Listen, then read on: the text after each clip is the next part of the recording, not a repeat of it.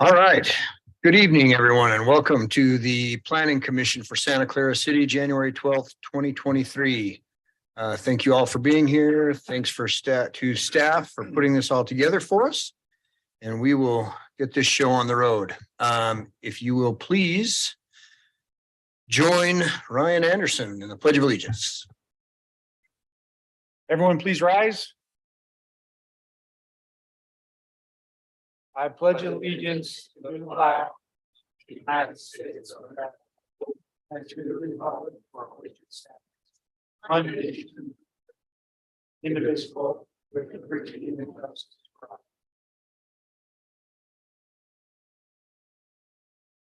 Our kind and gracious Heavenly Father, we're grateful to be here today to participate in the Town Zoning Commission. We're so grateful for all that we have and for this beautiful place we live, and we're especially grateful for all the moisture and the rain that we received, and continue to bless us with that. Bless us that we'll have a productive meeting, that we'll be able to resolve all our concerns and be able to do the best things for the city. We're so grateful for this area we live in and for the camaraderie we have. And we say these things in the name of Jesus Christ. Amen. Amen. Amen. Thanks, Ryan. Okay. Good evening, all.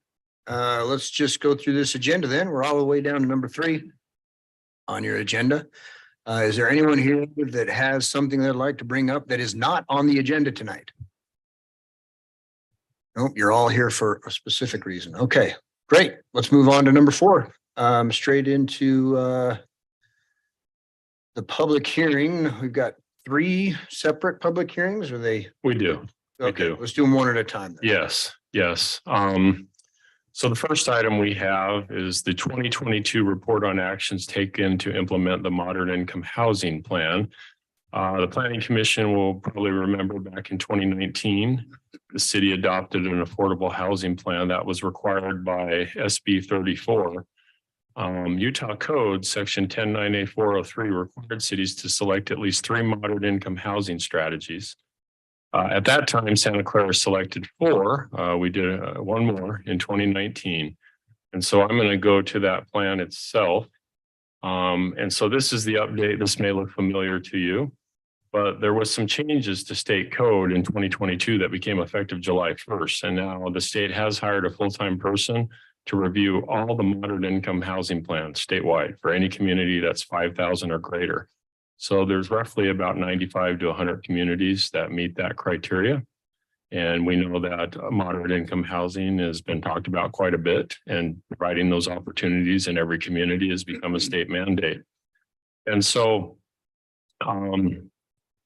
what they're requiring now, the section 109A408 of state code was revised in 2022 and took effect on July 1st of 2022, which I stated. These changes now require cities to provide benchmarks and timelines for each selected strategy. So we submitted a report. The first report, we met the deadline. It had to be in by October 1st, which they moved up from the previous year, which used to be the end of the year, December 30th. We were one of 76 communities that were told we needed to make revisions to the report. So basically about 75% to 80% of the communities were told, no, you need to make changes because we require this now.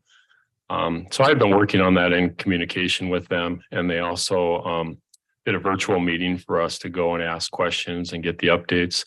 I submitted the update on December 7th, I believe, and on December 13th, the city person in, not the city, but the state person in charge that we had been working with accepted our report. So what they're requiring now in each year is that we come before you and the council to show the benchmarks and the timelines and get that adopted by city ordinance. So this is coming to you tonight for a recommendation, and then it will go to the city council in 2 weeks for them to adopt by city ordinance. And then to be compliant with state code, we have to send them the adopted city ordinance that's been signed and notarized. And so that's the new state code requirement. So it's changing. So some of the bigger cities are a little bit upset because they were given until mid-February to get her done. And I was on some of these meetings and they said, we can't do it till March. We can't do it till April. Well, that's the risk you take, right? So I think it's better to get it done now and get it revised and get it updated. But one of the key things, and I just want to quickly go through it. So our first strategy was strategy A, And it says rezone for densities necessary to facilitate the production of moderate income housing. And so our benchmarks are Desert Village. In 2019, the city approved an amended planned development residential for 185 townhomes to provide moderate income housing options near the heart of the city. We talk about phases 1, phases 2, and phase 3 currently under construction. We then talk about Desert Edge, which was approved in 2021. That's the project that includes the affordable housing apartments as well as the townhomes. We give the different, things that we've allowed for the project to proceed. We give specifics about the property and the fact that they are providing 120 moderate income units at 50% of area AMI, which is substantial. We've never had that in the community, and that's right up the alley of what the state is looking for. So they were excited about that when I discussed that. And then we have to bring in the timelines. So we talked about Desert Village, the phase 3 under construction, and then the anticipated occupancy. We talk about Desert's Edge phase 2, the first 60 apartments will likely be under construction in 23 to 24 with anticipated occupancy in 24. And then we talk about Desert's Edge phase 6, which is the other 60 apartments, and that will likely be under construction in 24 to 25 with occupancy in 25. One other one, and we have 4 strategies. I don't want to go through them all, but the next one I do because we just changed this last year or the end of the year before. It says create or allow for and reduce regulations related to internal or detached accessory dwelling units in residential zones. Our benchmarks were in January 2020. We adopted this ordinance, and it allowed for detached ADUs. This allows for separate detached dwellings on a property occupied by a single family home. And then you'll recall to meet state statute last October, or the October before last, but of 21, just over a year ago, we adopted ordinance 2021-14, allowing for internal accessory dwelling units or IADUs. This was put in place to allow for compliance with House Bill 82. So the state put a mandate on communities to allow for this, which was approved and signed by the governor in 21. The city believes that this change will allow for more moderate income housing options in the community. The process includes a streamlined administrative permitted use and building permit review. And then the timeline starting next year, they want a tracking of every one of these. So it says the city is keeping track of ADUs and IADUs, which includes a business license allowing for the tracking of these moderate income units. The city will be prepared to report these numbers with the state in 2023 and onward. So they're asking for that yearly report, and that can be tracked by business licensing. And that's why the state allowed for it and actually recommended doing that. So our recommendation for this is that the Planning Commission hold a public hearing and forward a recommendation of approval for the adoption of an implementation plan for the moderate income housing element of the general plan to the City Council as required by Utah State Code Section 109A-408 and subsection 109A-403-2C. And I'm putting all of that in, and that will be in our ordinance as per state code so they don't deny anything. So that's where we're at. And that's all we have on this one. Okay, great. Well, then let's open this public hearing, or anyone here in the gallery here to discuss this. You're all in favor. I love it. Okay. How about you folk on the commission? Any questions or issues with this? They need to come on up, and we'll have to open the public hearing to take her comment. I thought I did. You did. You did. Thank I you. thought I opened it. Come on up. Yes, so step up, you'll need to give me your name, your address, and let us know how you feel. My name is Dolly Stoner. My address is 1694. I've been a homeowner here for 15 years. And I apologize for the delayed response. Everything you guys do is happening so fast. So I just wanted, what is the ADU and the IADU? Oh, an ADU is an accessory dwelling unit. The IADU is an interior accessory dwelling unit. So And what is the purpose of these units? Is it business or home use?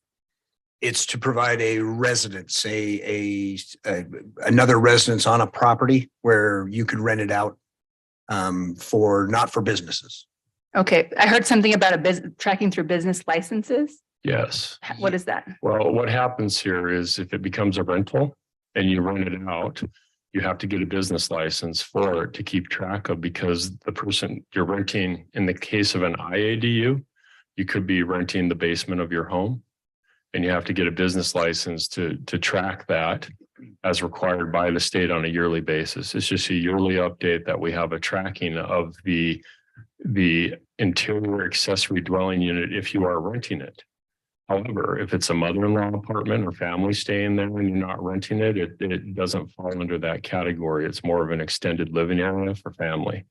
So the state is mandating this, that we allow for moderate income housing in all communities. Now, some communities have pushed away, but other communities, and they may not receive federal money for road projects and other things of that nature, which is really vital for communities. That's how we put roads in place and do the improvements. And so most communities are following state code and the statutes and adopting these and allowing these two mechanisms. Now, we've seen some that are detached behind a house, and that could be a rental, maybe a newlywed couple's there or a young family, or you could just use it for family as well. But it allows the option. You can have a detached behind the home.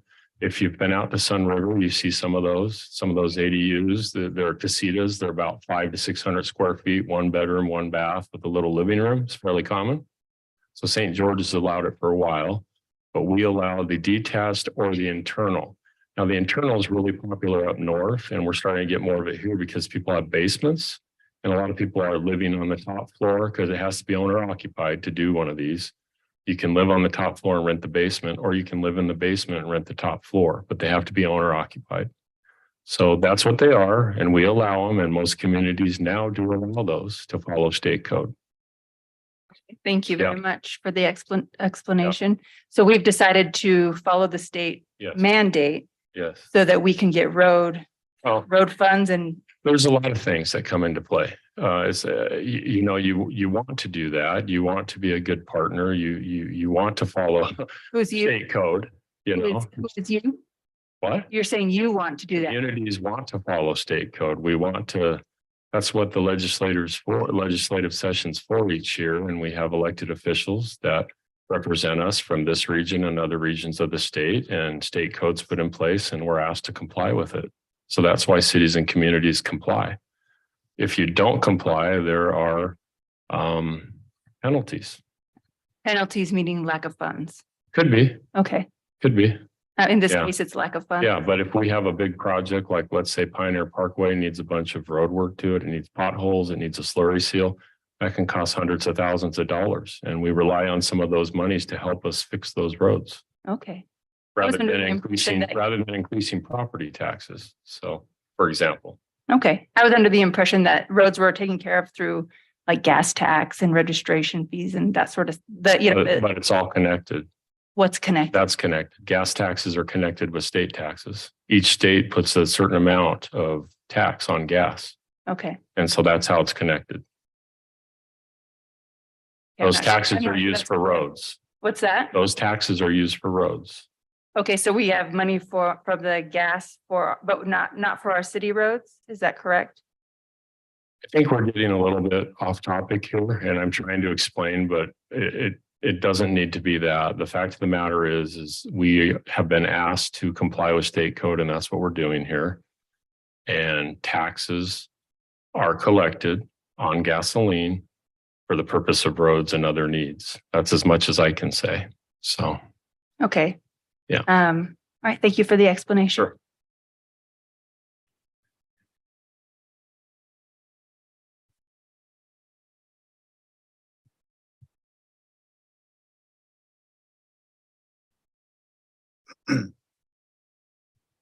My name is Gary Allred. I live at 1983 Rimview Drive.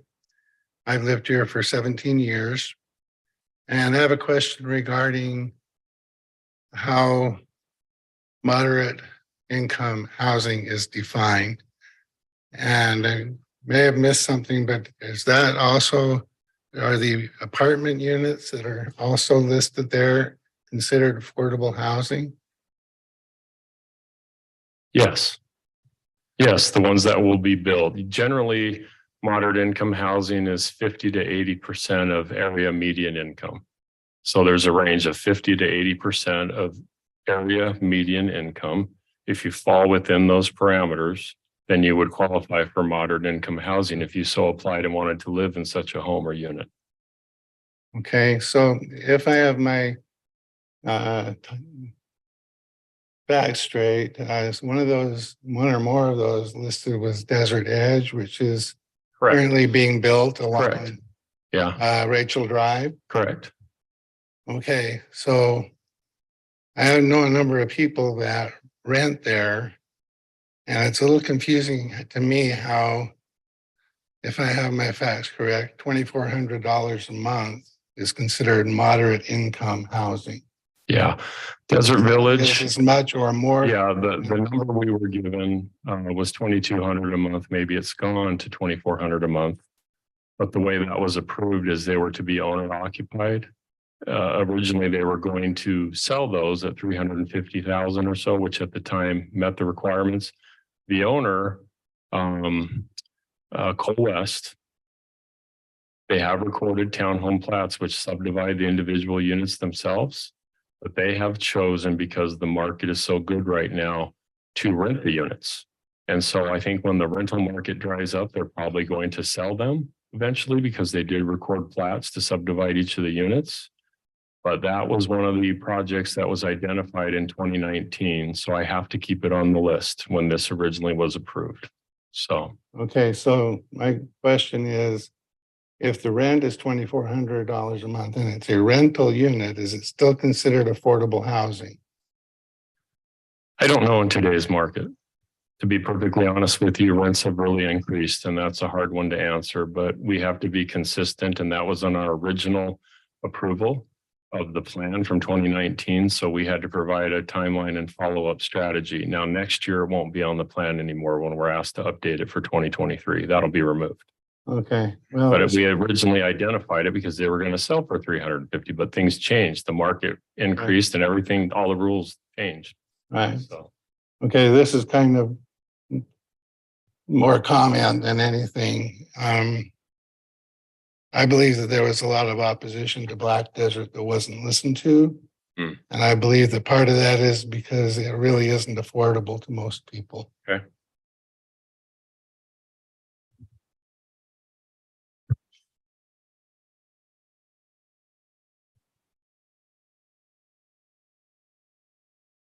Okay, well, if that's it from citizens, anything from the commission?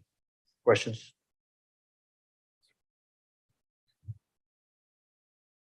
No? It seems like just a reporting, correct? What Yes. we're not questioning, I mean, we're just recommending. correct. Yes. I'll Yeah. pull the report up. How often do we have to update this? Well, yearly. So it'll come back to you next year, probably in October, November. So I'll bring it back next year unless they change things up again in this legislative session. But we were told be expected to come back next year for the same thing. We gotta show a difference or progress or anything like that? Just progress. Yeah, that we're making progress, or if something, there has been a hurdle, identify that. There could be some other stipulations put in place. They said that this will probably be addressed again during this session, and then we'll find out after the session what we're asked to do. So, Do you have any input? Do you think they'll require more? yeah. Because we elected to do. I don't have all that stuff in front of us, but next year's reporting will be more. One of the things we don't have are communities up north that are adjacent to transit. They have to do a minimum of 5, and they have to do like a transit area plan. So a particular, if they have property that runs along, let's say Front Runner tracks, they have to show opportunity that they're willing to rezone and allow opportunity for multifamily and housing next to transit. So that's a district area plan, or I think is what they refer to in the statute. So those communities have a minimum of 5, one of which has to be transit related. So some communities are having to hire consultants to help them with some of this to get the approval, because it's a little complex, but they told us we're good. Okay, well, let's close the public hearing then, on this public hearing number 1. And let's jump really quick down to general business 5. A1 and make that recommendation if we're ready.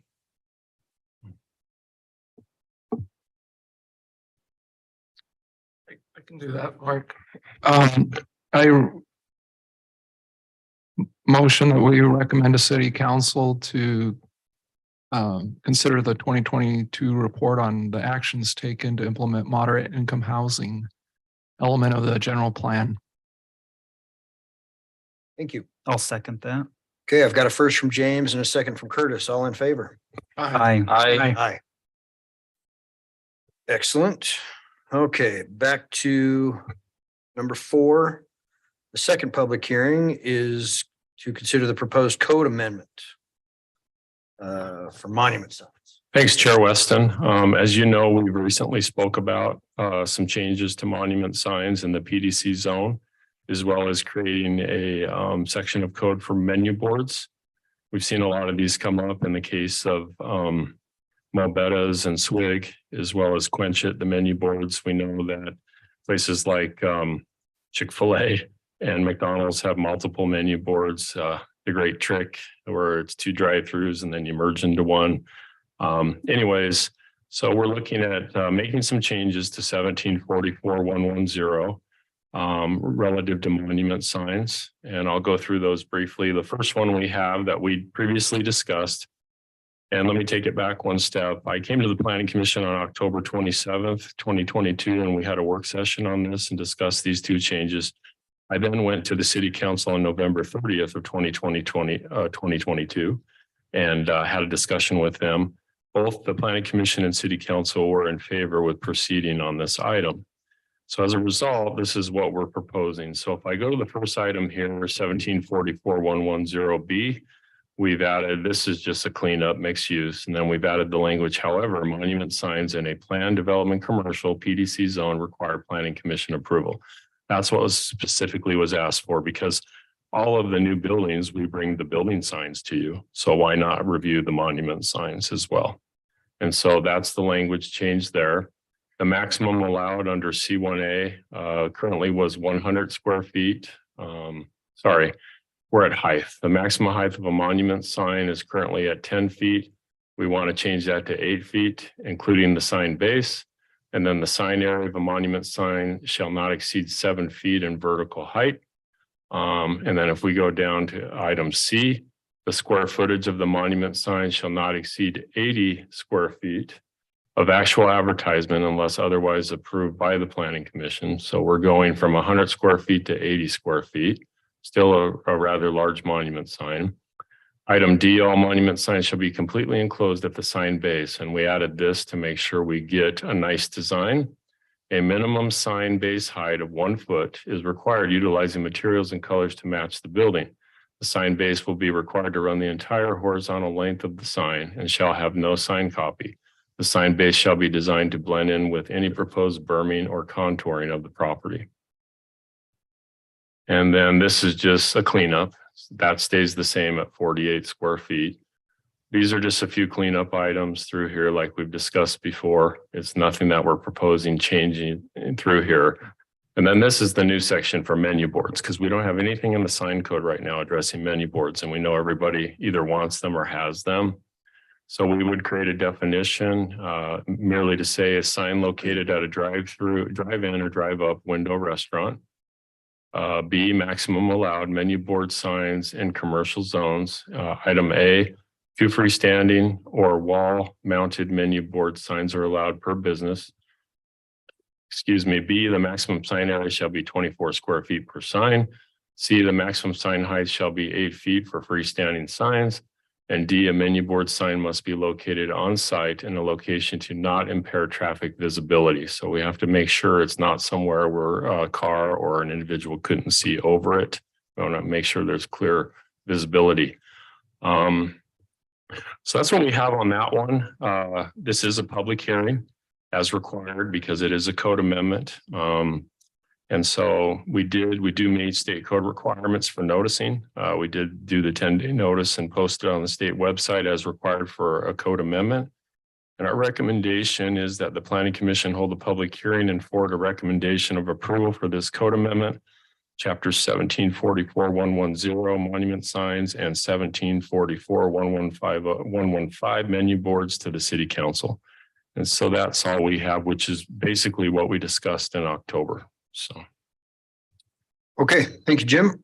All right, with that, we'll open the public hearing for the monument signs. Do we have anyone here that would like to comment on this?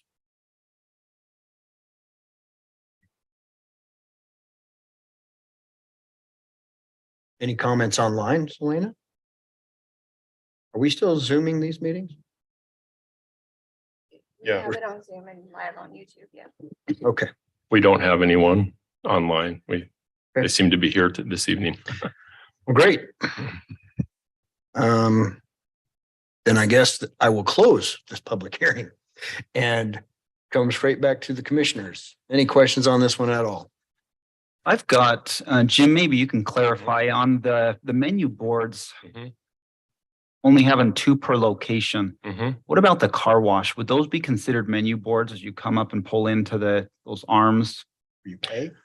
I don't know. I mean, generally, this is intended for a restaurant type use because it's a menu board. We didn't anticipate it being for car washes. It's generally, you go to the McDonald's, you go to the Chick-fil-A. We see them at Mo Betta's and Swig right now where they have 2.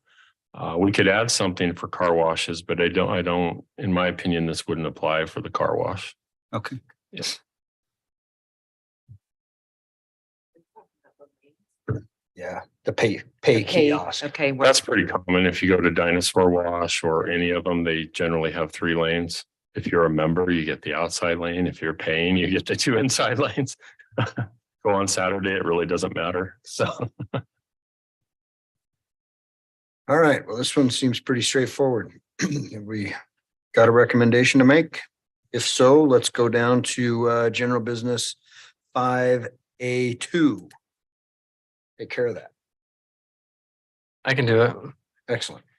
I move that we recommend the city council to consider the proposed code amendment to the Santa Clara City zoning ordinances, section 17.44.110 monument signs and 17.44.115 menu boards. second. Excellent. I've got a first from Logan and a second from Shelley. All in favor? Aye. Great job. And with that, Jim, looks like we're down on the 3rd item today. Okay.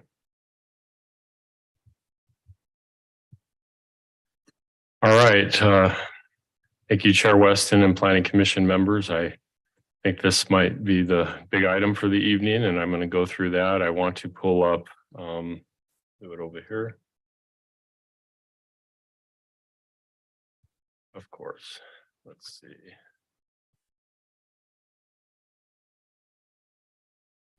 Let me make this one a little right here. Use your finger very faster. That's right. Okay. All right. I just wanted to bring the exhibit up for everybody to see who's here with us this evening on the overhead. And then I'll speak to the report, and then I'm going to go through some of the other exhibits as I explain what's being proposed. The applicant, Split Rock Construction, is requesting a general plan amendment and rezoning for property located at approximately 2276 Arrowhead Trail. This is comprised of 3 parcels, and the acreage is approximately 1.47 acres. The applicant is proposing a general plan amendment from low-density residential to Main Street commercial for a portion of the property along the frontage of Arrowhead Trail. So if you look at the overhead right here, currently this land, this portion that has frontage on Arrowhead Trail, which goes back approximately a depth of 100 feet, is in the low density residential land use designation according to the general plan. And then the other areas here, this parcel and the remainder of this parcel and up in here, that is shown on the general plan as Main Street commercial land use designation. So you can clearly see the 2 different, the line here and the 2 different land use designations. So the request is to go from low density residential here to Main Street commercial. So this would continue down here along this frontage of the property. So that's the first request. The applicant is also proposing a rezoning of the property from the R110 single family zone to the planned development commercial zone for a portion of the property along the frontage of Arrowhead Trail. So in explaining that, this is currently zoned R110. This property here, you can see this is single family here and the homes across the street, as well as going further down on the other side of Lava Flow. All the zoning there is currently R110 according to the city zoning map. And they're requesting that that be rezoned to planned development commercial for this section as well, which is similar to the zoning you see up in these areas that's currently in place, as well as some of these portions of the property. This triangle here is also in the R110, but the remainder of it is currently in the planned development commercial, which as you go down the street, if you were to proceed westerly down the street behind some of the homes, they front, and then behind those homes, you see a wall with that change of use. You see some commercial uses behind the homes as you progress down the street. The applicant has submitted a site plan as required by the proposed zoning, the PDC zone, and I went too small there. Oh boy, you got to get it just right. Hopefully they can see that. So this is the proposed site plan. The PDC zone that the requesting requires a site plan or project plan showing what you're proposing to do if you want to zone to that district. This includes a total of 18 units, which are known as man caves. And they would be located in 6 buildings. So you see a total of 6 buildings on the site. They're showing 2 points of access. The main point of access would be off of Lava Flow. This is proposed to be a full access in and out of the project. The second point of access is off of Arrowhead Trail. That would be an emergency access, which would have a gate and be limited to emergency events only. That's similar to Jim's RV and others further to the west. They don't have direct access. Direct access has not been allowed for any commercial businesses on Arrowhead Trail. And so these units range in size from 1,000 square feet to 1,300 square feet. The intended use of the man cave would be for personal storage of boats, cars, off-road vehicles, RVs, and other items. Each unit would be subdivided and sold separately to future owners. I talk about the required setbacks, which is as per code, and they meet that. And then the primary access being off of Lava Flow, secondary with a gate. Now I want to go, I'm sorry, I have to go to some different pages to get to where we want. Should show me the page numbers. There we go. Going slow. Not catching up. It's not telling me the page numbers down here. Give me just a moment.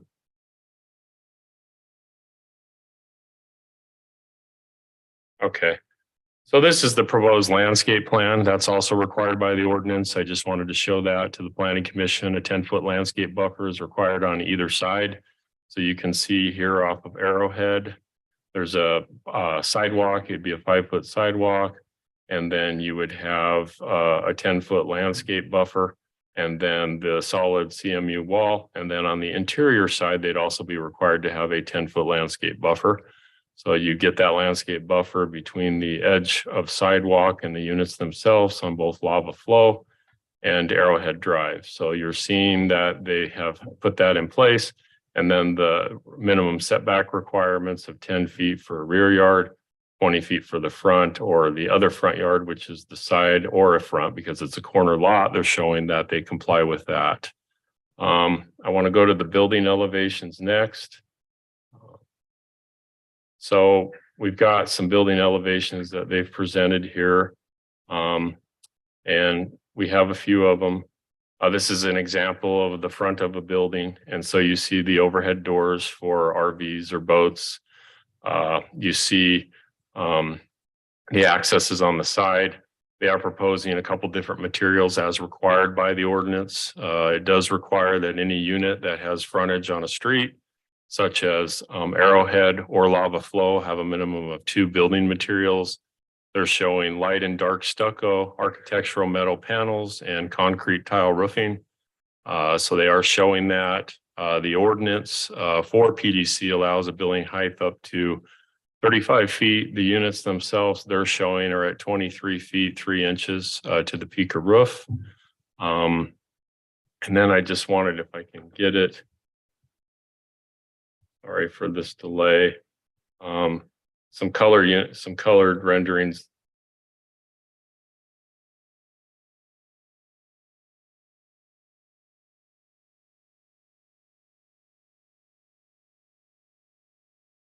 Okay. So here you go. You get an idea of what you would see, the units themselves. So this would be as viewed from Arrowhead. You can see the buffer, the wall, the units themselves, the man caves, how they would appear on the street in color. Here's an idea of a front elevation. You have the 2-ton stucco, the architectural metal panel, and then the tile, and then accesses.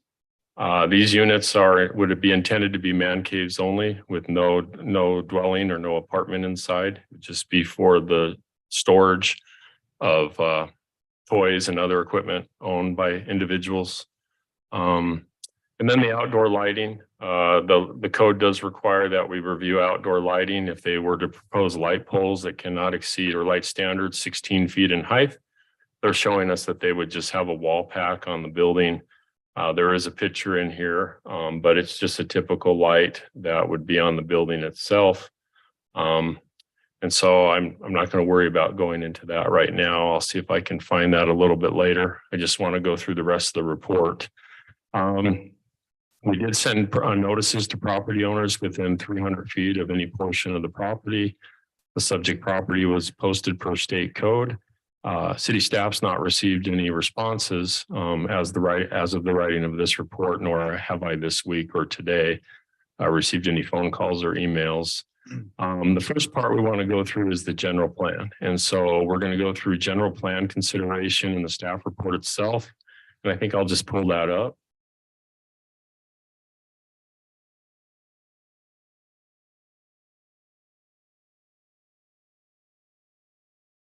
So everybody in attendance can see.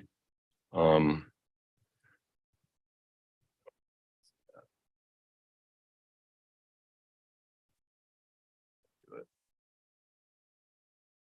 we go. Okay. All right. So we're going to go through that. The Santa Clara City General Plan includes 2 land use designations for the property, which we talked about previously. This includes the low density residential along the frontage of Arrowhead Trail and Main Street Commercial on northern portions of the property without the frontage. If we go to section 3.4 of the general plan under land uses for LDR, it states a suburban type density allowing primarily single family detached homes with a density range of 2 to 4 dwelling units per acre. And then the description of the Main Street Commercial states the following: predominantly commercial uses on the ground level, including uses such as stores, restaurants, and offices with residential and/or offices on the 2nd and 3rd floors. We've got a description under character objectives in that section. It says the Main Street Commercial strives for continuous building frontage with the ground floor being mostly storefront windows. This makes it pedestrian friendly as well as accessible by automobile. The overall development should include some of the following: plazas, wide and attractive sidewalks, and curb extensions at pedestrian crossings. A tree line interconnected street grid with sidewalks and shared parking is encouraged. And then the Main Street location, the Main Street commercial location states the following: primarily in Santa Clara's East Gateway along Santa Clara Drive and at the intersection of Rachel Drive and Pioneer Parkway. Section 2.5 of the general plan talks about appropriate transitions. Land use transitions, and states the general plan encourages gradual transitions in housing types and densities, especially near mixed use commercial developments along arterials and at major intersections to ensure compatibility with adjacent existing development. Section 3.31 of the general plan talks about density transitions. And I'm going to go to the second paragraph there where it's highlighted. It says, in general, gradual higher densities are encouraged near mixed-use commercial developments along arterials and at major intersections. Land uses and building types on both sides of a street should be similar. Transitions between land use, size, and type of building should occur in the middle of the block rather than in the middle of a street. Section 4.3 talks about our East Gateway sub-area. It says the East Gateway sub-area is a mix of commercial developments and single-family homes with its quick accessibility to Santa Clara Drive and close proximities to schools, parks, and commercial development. And then the East Gateway objective, it just talks about create walkable, compact, mixed-use area with commercial, office, and residential uses, generous landscaping, and a unique identity. The last one out of the general plan is section 8.11 of the general plan, which talks about the street, Santa Clara street classifications. Santa Clara, our street system is made up of 4 street types based on function and capacity. The 4 street types include arterial, major collector, and local. In this case, both Lava Flow and Arrowhead Trail are identified as local streets. And the use of local streets includes access to neighborhoods and low traffic demand land uses. And then policy 8.1 states mixed use commercial areas should be located on either a major collector or collector streets. I want to talk about the rezoning consideration for a moment. The code, chapter 17.18090, talks about some standards of review in consideration of a zoning map amendment and rezoning. The land use authority shall consider the following matters, and the city council should give reasonable consideration to the following. And so I've identified in the planning commission report items A, B, C, D, E, F, G, and H.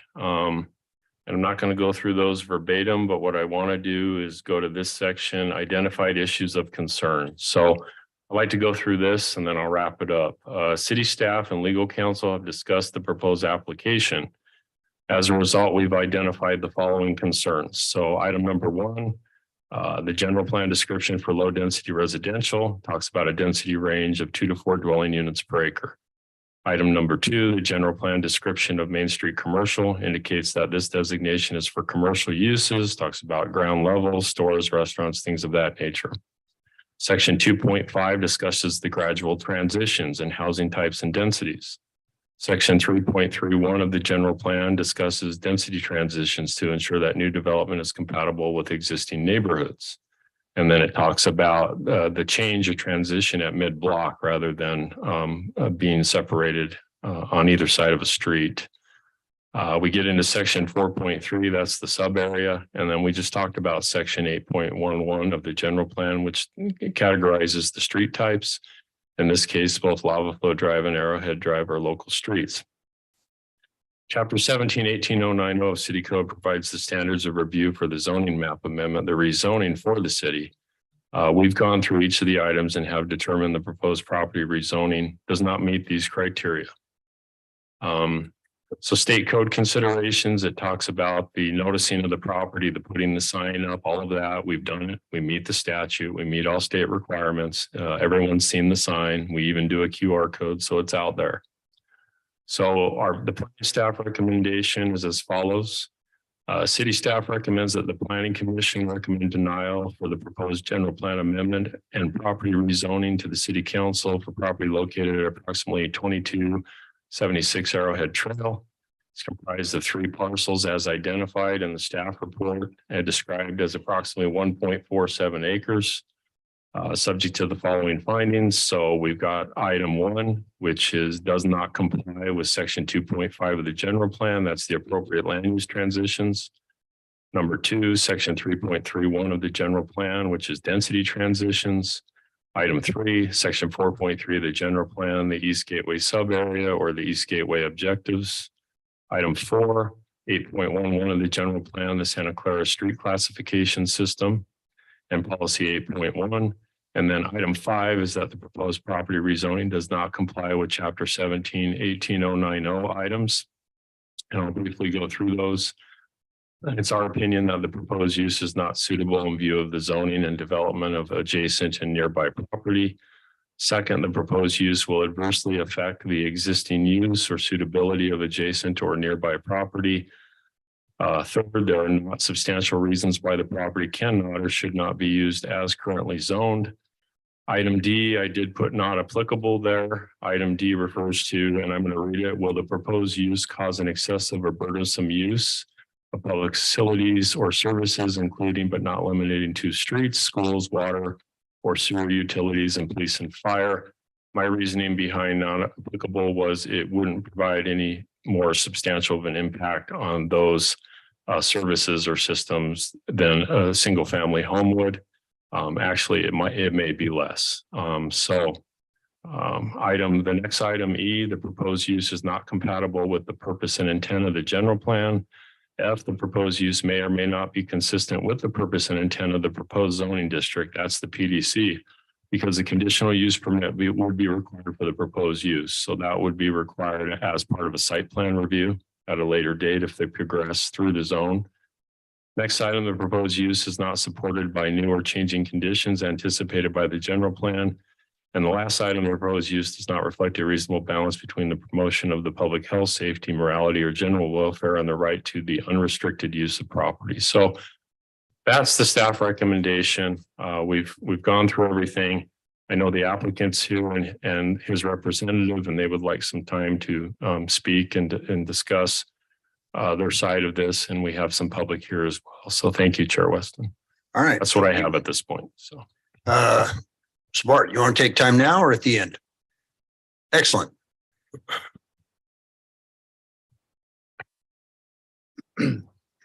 I'm Bart Smith. I'm with Split Rock Construction. I currently live in Santa Clara at 3089 Somerset Lane. I've been a resident for 20 years at that residence and 10 years at another residence before that. So been here a while. This property originally, as many of you know, was comprised of a abandoned home. It had been abandoned for probably 3 to 5 years, somewhere in there, and had a lot of debris on the property. We acquired the property.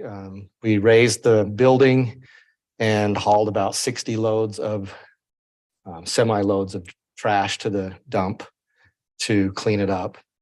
The property currently has 2 zonings, the MSC and the LDR, and it's divided right down the middle. And so when we were trying to think of things to put there, we were looking for something that would be low impact from a impact on streets and usage, as well as would still harmonize with the residential feel that is on Arrowhead Trail. I would point out that Arrowhead Trail is a residential street, and Lava Flow is a residential street once you get past Arrowhead Trail. It's 66 feet, all of the distance from that intersection back to the main road. So I think under your code, I think 66 feet is actually not a residential street. It's a something else, a commercial road or something like that. So we just were looking for access.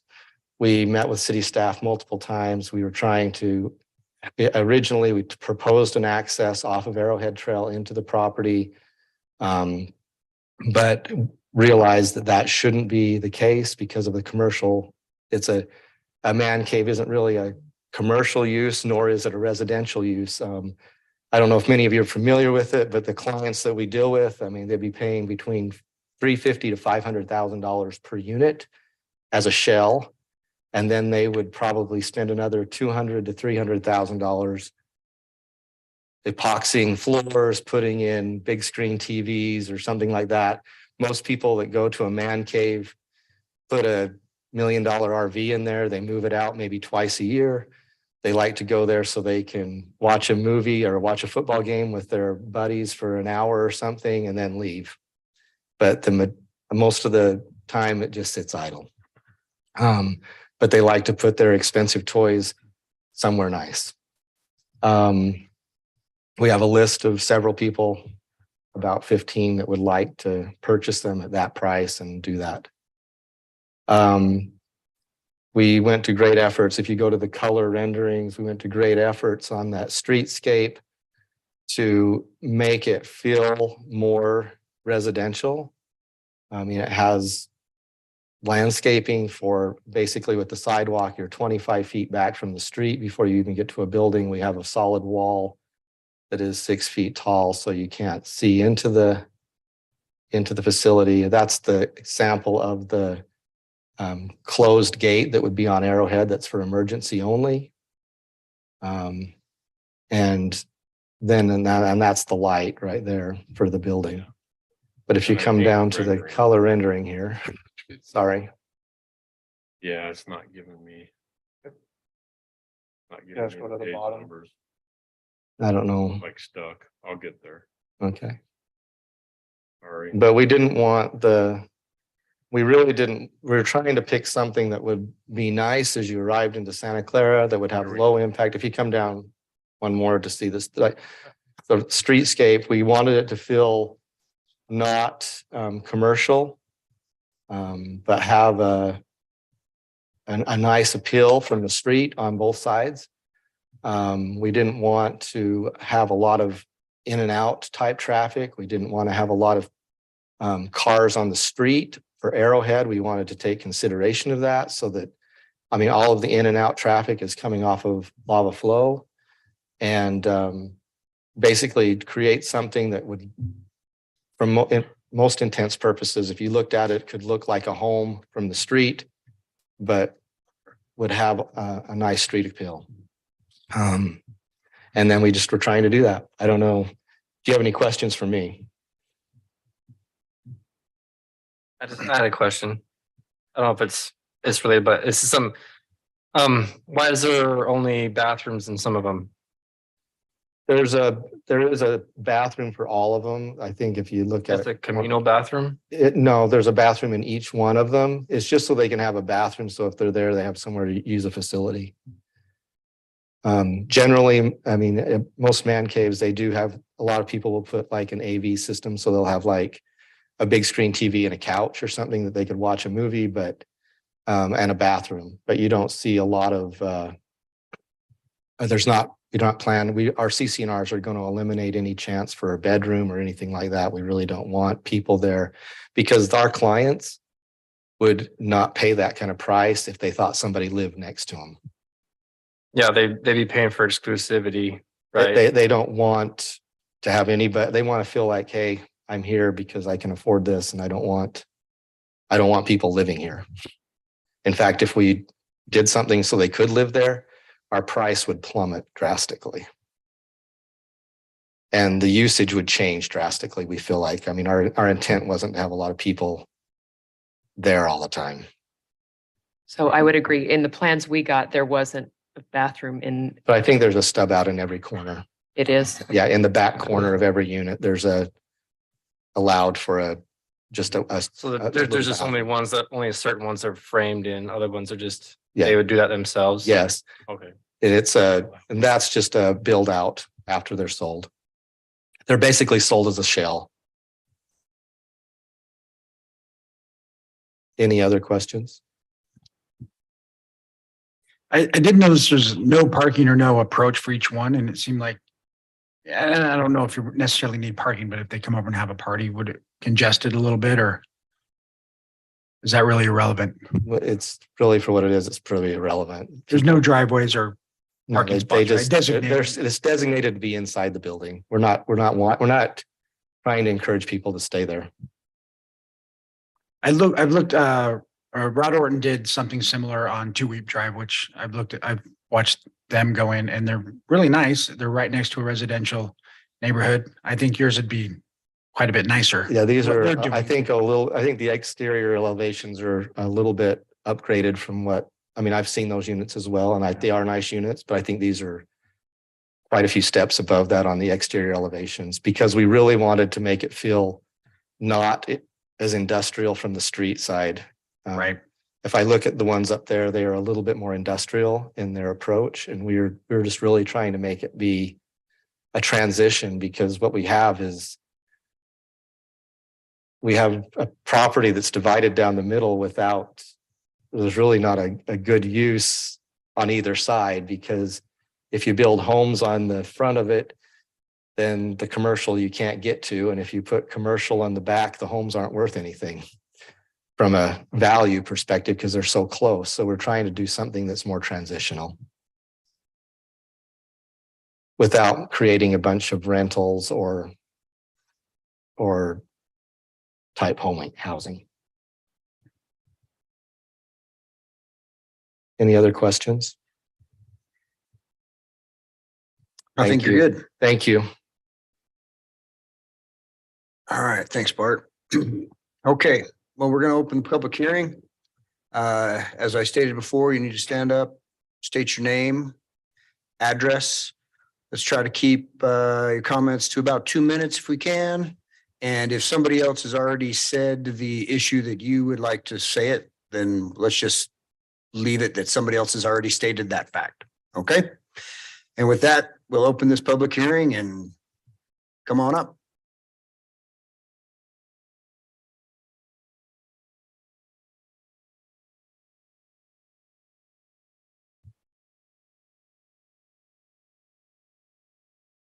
Although I've been here earlier, my name is Gary Allred. I live at 1983 Rimview Drive.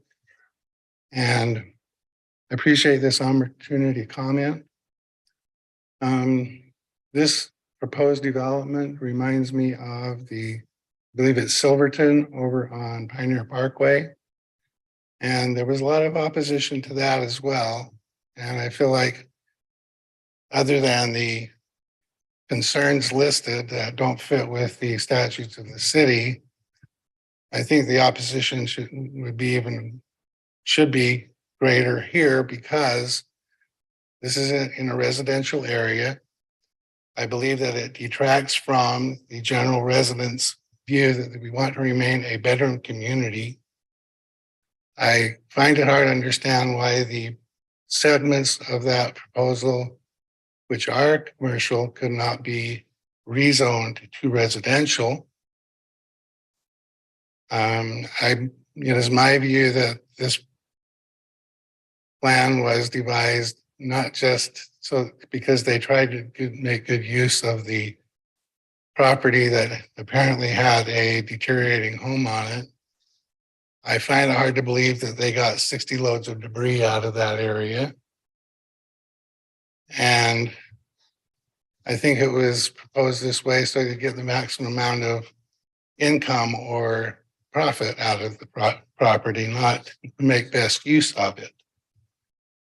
And even though it is commented that this might produce less traffic than probably 2 or 3 residential homes would there, the size of the vehicles and the maneuverability of those vehicles is going to be significantly different and will have a significant impact on the traffic in a residential area. Thank you.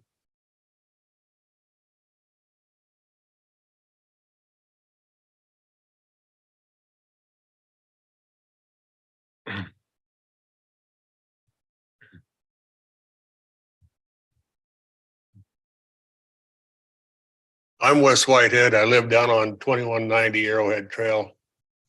How wide is your, Jim, how wide's the street between where 2190 and the proposed gutter on the other side is?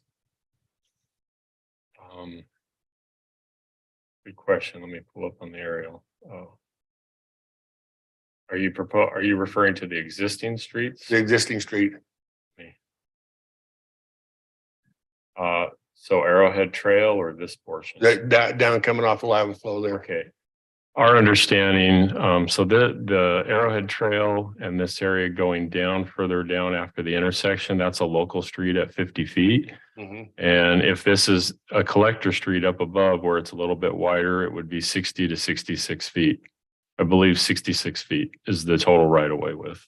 Okay, now, and I realize this has been put in since everything's been rezoned, but you have the new neighborhood up here off the corner. Right. So you're gonna have excessive traffic coming in and out of that area up there. Okay.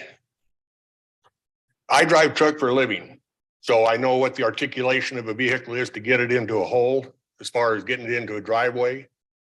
I have a fifth wheel trailer, a 30-foot fifth wheel trailer. and I know what it takes to get it in, to get it in. How wide is the driveway going into that particular, off that street? You mean going into their project? Yes, sir. We can ask the applicant. I believe the minimum driveway width is 25 feet or the drive aisle, but I think the driveway going into the project is approximately 30 feet, but we might have to get clarification on that. Okay, so you're gonna have people, when they start off that turn, if they have any money invested in that trailer house, fifth wheel, the fifth wheel plus a RV trailer that they're towing their side by side in, which is usually a tandem axle. Anytime they come out that way, the first thing they're gonna do is they're gonna head for the center of the road to make the turn to go into that. Is that road wide enough to where you can disturb traffic coming out of that Yeah, intersection? that's a good question. I don't know, but it is 30 feet right here. Is this the Okay. dimension you were looking for where my Yes. cursor is? 30 feet, So, a little bit of radius there, but I Nope. don't know if that's wide enough for that. so the natural reaction when you're dragging an outfit Mhm. is to swing wide. Mhm. I don't care who you are, that's a natural reaction. So they're gonna swing wide, so they're gonna come out into that center lane. So you have people coming in, and that, as far as a low traffic area on that intersection, that is not a low traffic area. We have everybody coming up out of, down around Country Lane and everything coming up to the school. We have all the kids out of school. We have the kids. I've got grandkids that use that deal, my daughter, everybody else. That is not a low volume area. Now, another thing you gotta look at is down here on Arrowhead, when you come in that, well, before that, when you make that drop, to drop into that property, Mhm. there's gonna have to be considerable raise of the grade in order to get a vehicle down in there and get it straightened out.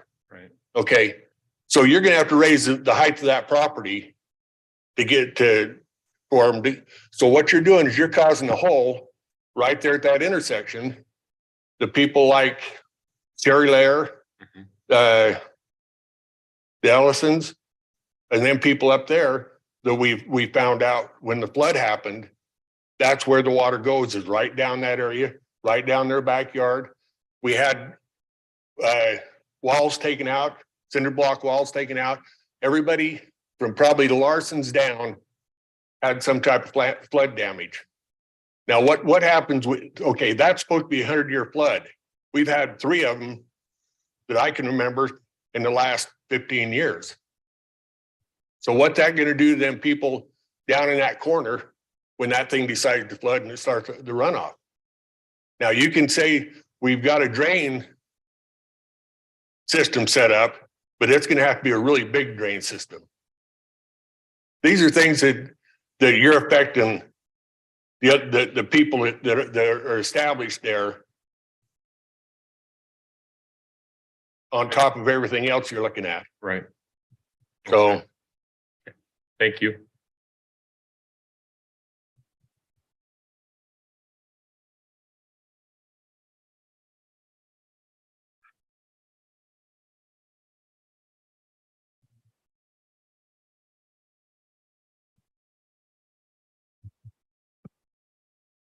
My name is Jerry Larson. I have lived here in Santa Clara for 68 years, my whole life. And I have lived on Arrowhead Trail for 47 and a half years. I've seen lots of changes come to that Arrowhead Trail. Some I like, some I don't like, but I still live there. And yes, we were hit with the flood, took out block walls, 2 of ours, in fact. And I agree with what Brother Whitehead said about if they've got walls around this, like they say, and the floodwaters should come again or something, what's going to happen to all those people in there or their sheds? I would much rather see them make the commercial into residential, put homes there. I think where we have already have a residential area, why do we need to turn it into commercial? We don't need a commercial area right there. We just keep it residential. Keep our homes there and keep them for the purpose that they were meant to be, a residential area. Thank you. Thank you.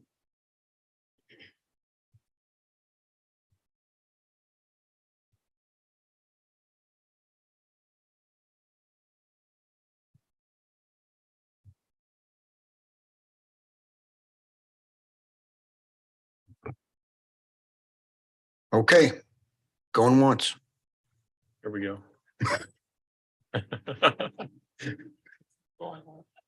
You just have to say that and then they Yeah, decide. then they come. I'm Clark Gantz. I live on 2424 Vineyard Drive.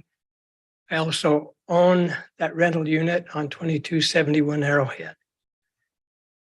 And a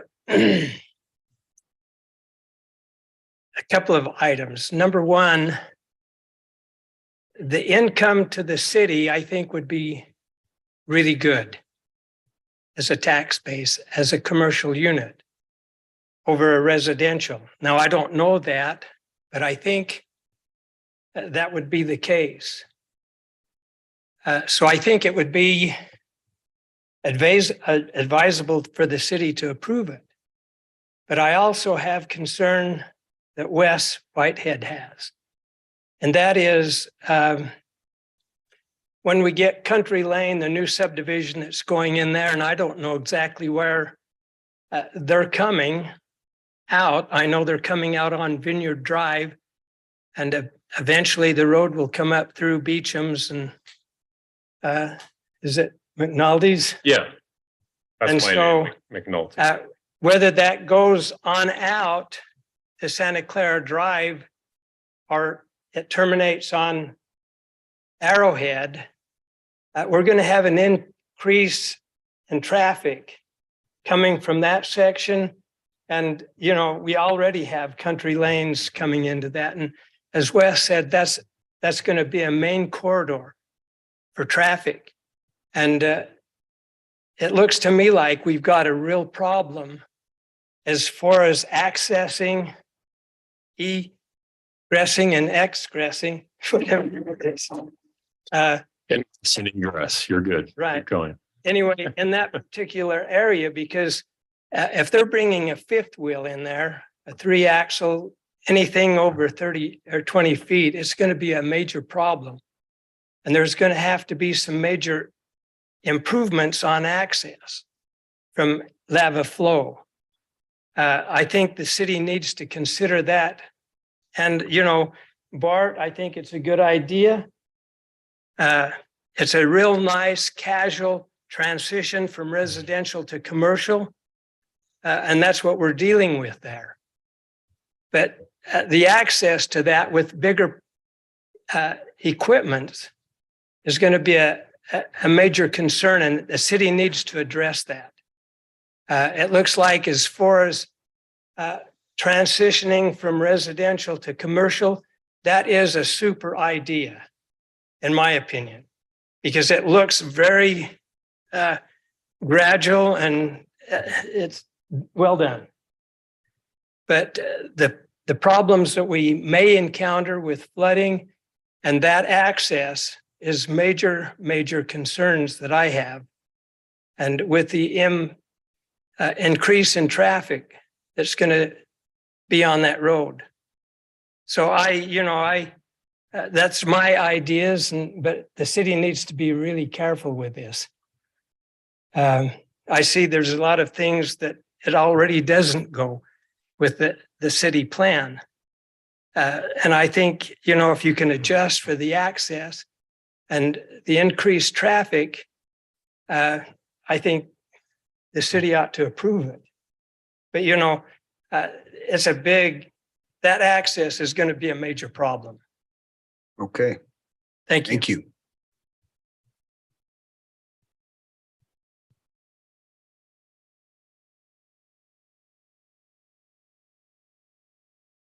Going twice. All right. Yeah. Well, we will close this public hearing for the general plan amendment. Commissioners, questions? What do you got? Well, I'll start out. Mark, I love those renderings. I think the way they did the view from the street is beautiful.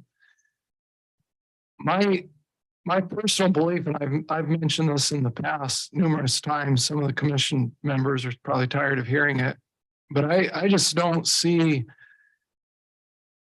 that it's generally good for the commission to change these general plans and the zoning without some serious buy-in from the neighbors. So if they wanted to put, like Jim mentioned earlier, a Chick-fil-A down on that corner, for example, and all the neighbors were protesting to the city that they all wanted a Chick-fil-A that zone commercial, then I think we might be obligated to do that. But if the neighbors aren't excited about it and it may adversely affect them, I personally, for years I've been doing this. I just generally vote against it. I just don't think that, these folks bought this property knowing what it's already zoned, and the neighbors bought their property knowing what it's kind of zoned over there. And I love the plan. I think it's beautiful. And I think Mr. Smith has a great business plan over there, but I just don't see that that's beneficial to the neighbors. So I would propose, like staff, that we deny that. I did have a question about, I think Clark brought up a good point about tax base. How does that differ between a residential house and these? Would it be any different? No, I think it's a wash in this case because we're not collecting really tax base. It's, for sale, someone buys it, they use it for this use, just like you buy a home. It's not creating additional tax base like a commercial use would. Okay. Could you run a business out of one of those units if we were to change the zoning? Could you run some type of retail space even though it's closed, or does that apply in this? In this case, for the man cave type use, if it came back as a conditional use, we could put specific conditions on it if it were to be considered. But it would be for private use or personal use of each unit, not for a commercial venture. We would not allow that. And was this project also required to go to a TRC meeting? Did it go through TRC? Yeah, it's been to quite a few TRC meetings. Yes. What was their feedback on it? Well, we've had a good number of meetings. It's a complicated project because we've got a split zoning and a split general plan on the maps. The consensus with TRC is what's in the recommendation in the staff report. We agree, it's nice looking. It's a good design. It could be viable, but we'd prefer, like we talked about, single family fronting the road and then perhaps a wall like you see behind the newer home where Mr. Gubler lives, and that transition to the commercial use there. We feel there needs to be some buffer. Now that's our opinion. Okay. But the planning commission can decide how they like or feel, and so can the council, because ultimately it's an administrative decision. Planning commission makes a recommendation. But the consensus was our biggest concern is that line, that general plan, that shows LDR versus MSC. And should we change that general plan to allow the commercial to come right to the back of sidewalk there along Arrowhead Trail? That's our concern. And if I can make a comment about that, Jim, when I think of Main Street commercial, I think of kind of that downtown St. George look, with maybe some residential up there, some mixed use, or even something like we have on Pioneer and Rachel, right? Where you could put in that Thai restaurant and above, like it is, or something above that with some housing up there. But to me, this doesn't seem like it matches MSC at all. Right. And you could, it's hard because we don't have a lot of horizontal mixed use in Utah, especially in smaller communities. You see it in larger downtown areas in the US. Salt Lake City, you get some of it because it's more urban. People walk to transit, right? We're a little bit different. People are still using their cars. I want to compliment the applicant for the design and the detail. I think they've done a good job, and I think we would all agree with that. But is this the correct location? And that's all I can say at this point. That's one of my questions. Why designate this Main Street commercial? Is there a general plan designation that fits better for hobby garages or whatever they're calling these? The Main Street commercial, or is that where we're just trying to expand it, and that's what you have the option of just... To be honest with you, the land use designations are pretty broad. And that's where it would fit. And we still have the Main Street commercial that's in the area already for those uses that are in that PDC zone, and they asked for a PDC zone. Now, the general plan is something that needs to be updated, but it's going to take time and money to do so. And that's something that's going to be discussed during this year's budget discussions with the council. So it could be something later this year or first part of next year that we jump into, but it's a big project. The general plan was adopted in 14 and updated in 17. Generally, general plans are redone every 10 years. So we're in that timeline, 2024 will be 10 years, but those are the categories we have and they're quite broad. It's just fine. One thing that's funny to me about the hobby garages is there's a municipality in the county that actually approved this use with the intent of people having the option to live in them. Yes. And it's kind of funny that way but these obviously Split Rock wants to put CCNR that says you can't. They're kind of that weird in-betweener sort of thing that could act as a buffer. They do look like a home, and look we've like- seen some bigger ones that include a dwelling unit in the back, so they might have this size plus a 600 or 700 square foot apartment. And we've seen that, but that puts you up in that 2,000 square foot size per unit. We have seen that, but that's not the proposal here. Yeah.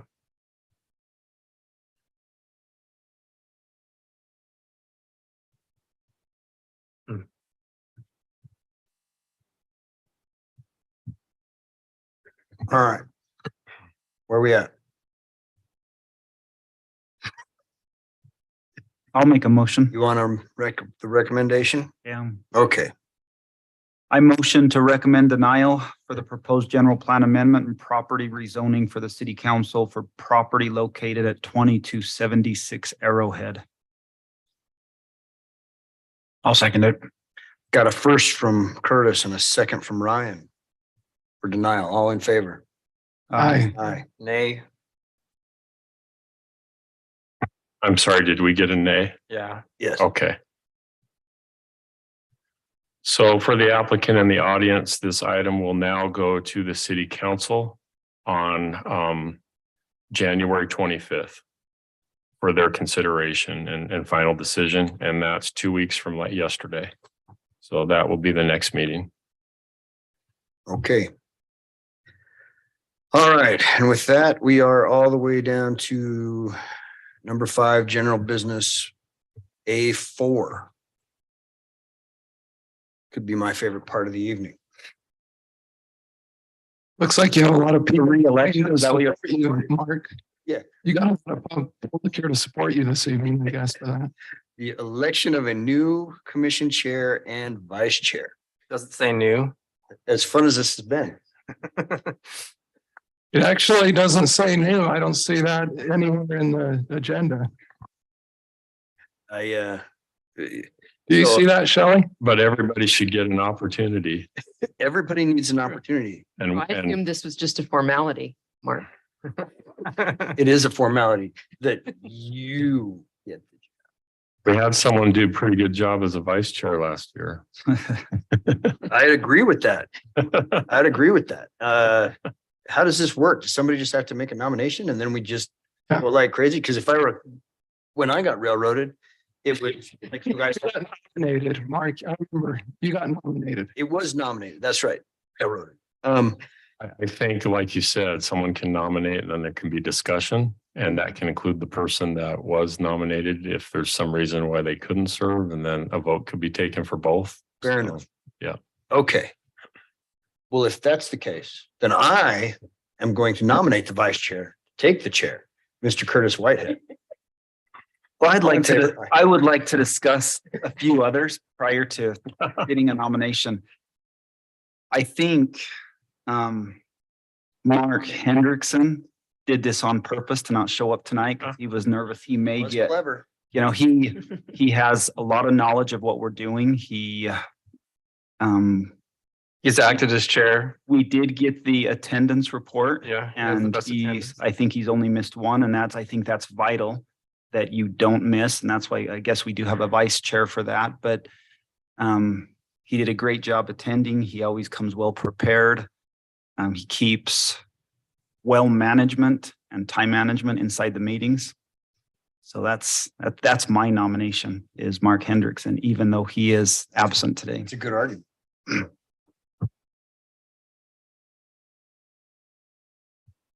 We So we're think, doing. I like the idea of Curtis as the chair. I mean, I like Mark. If it were, me, I would just nominate Mark to do it again and Curtis to be the vice chair, but it might, I think Jim brings up a good point that it might be good to rotate around a little bit. I would go with Mark or Curtis to be the chair. And then my nomination for vice chair would be Shelley because it starts to look a little bit like a good old boys club pretty soon. We just have a token woman on our show that doesn't have a lot of full base and that, maybe all the boys can talk in one area, but Shelley would have some power if we had got her in there as the vice chair. I like that.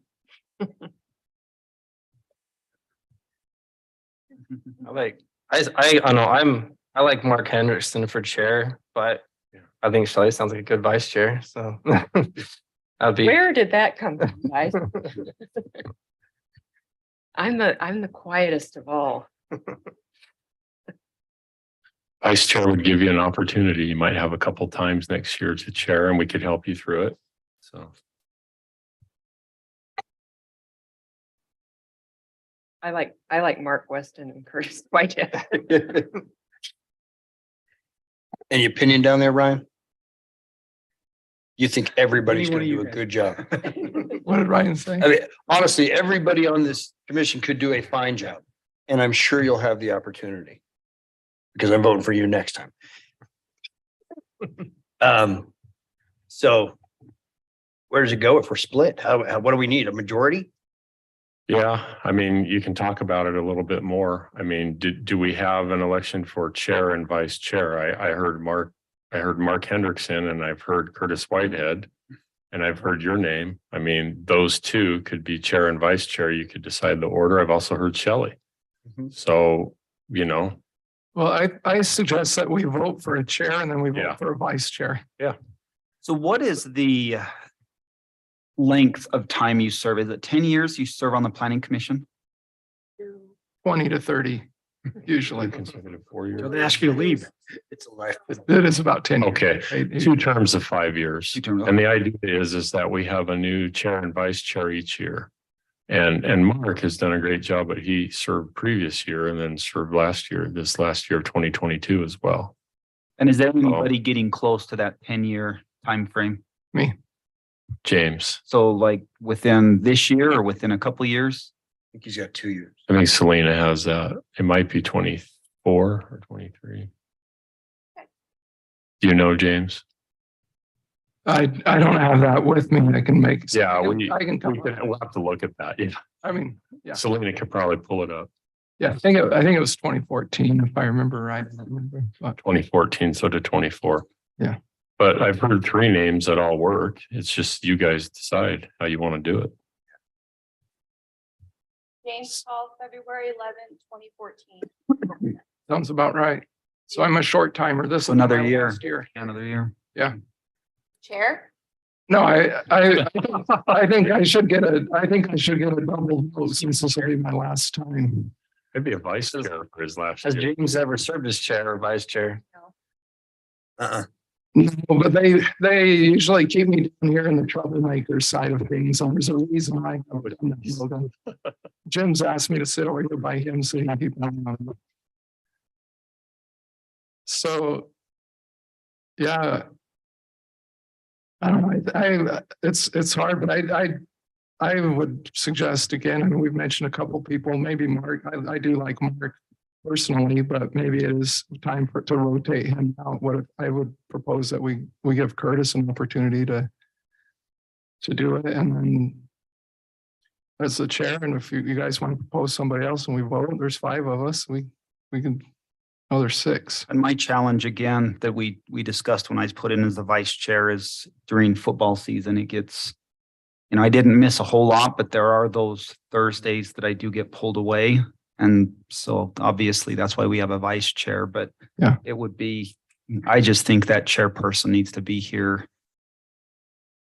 a substantial amount that they can. That would be I would love to serve. I would do anything that was nominated or asked, but I think that there's probably better options out there than me just because my availability in the fall. And I was going to suggest that I be the chair, but I have to travel a lot and you can see that I missed a lot. And so I appreciate whoever mentioned that, or I think that might have been Logan. No, I still like Mark Hendrickson. I mean, he served as chair voluntarily at least twice this fall. Yeah. Did a good job. Mark's a fighter. I think he can help with the mob at some times. So I think that'd be good to have him. So that's who I would vote for. I like that idea. Okay. What's that? He's not here to defend himself either. All right. Looks like Well, that happens sometimes. you owe Logan $20 and Curtis. So shall we vote then? Everybody Mark as chair? Mark Hendrickson. Mark Hendrickson? Just vote Mark Hendrickson first, right? Just do say Mark and just, Yep. Mark Hendrickson, all in favor? Aye. Do we make a motion? Is that? Yeah. this work? Yeah, let's make a motion and then have a vote. It would- Go ahead, Jane. I would make a motion to appoint, or whatever the word is, anoint. Mark Hendrickson as the chair for the upcoming 2023 Planning Commission. I'll second that motion. Okay, Mark Henderson, all in favor? Aye. I Should have been here. Okay, go ahead. It's unanimous. Okay, I'll teach him one at Jen. Yeah. and now you're vice chair. The only name I've heard for vice chair was Shelley. And I motion that we appoint Logan as vice chair. Do we have to vote against Logan? Because that might make him feel bad. You can talk about Logan since we hasn't been, No. she just brought it up, so I'm the junior member. you are a licensed PE though, so. Yeah, you've seen a lot of these planning commissions. I think Logan brings a lot to the table. His knowledge of everything, he's brought up some points, I think, in every single commission meeting that I don't think about, and I think a lot of us haven't thought about. Just because of his background, having him on has been pivotal, I think, in the planning commission, having him on the commission. I think he'd make a great vice chair. Nothing against Shelley, because I think she'd do a great job too. No offense taken. You want to do it? Okay. Well, Well, I need a recommendation. Curtis has been serving. yeah, you can't, when you do it in self-defense, Logan, that doesn't count. Doesn't So count. somebody else would have to make that I'm fine comment. with being vice chair. I think Mark Hendrickson will be here most of the time anyway, so. So I motion that we appoint Logan as the vice chair. I second that. Yeah, me too. Okay, got a first from James and a second from, is that Ryan? Right. Okay. All in favor for Logan to be the vice chair? Aye. Aye. So let it be written. So let it be Alright. done.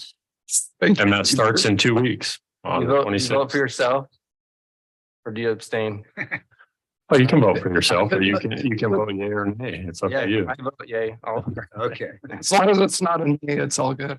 All right. The last item on the agenda then would be number 7, the approval of the minutes from the special meeting on December 15th. It was a planning commission meeting. It was just a special date. What it was. That's why it was considered special. Right. But it was special. It was Christmas. It was a very special Christmas.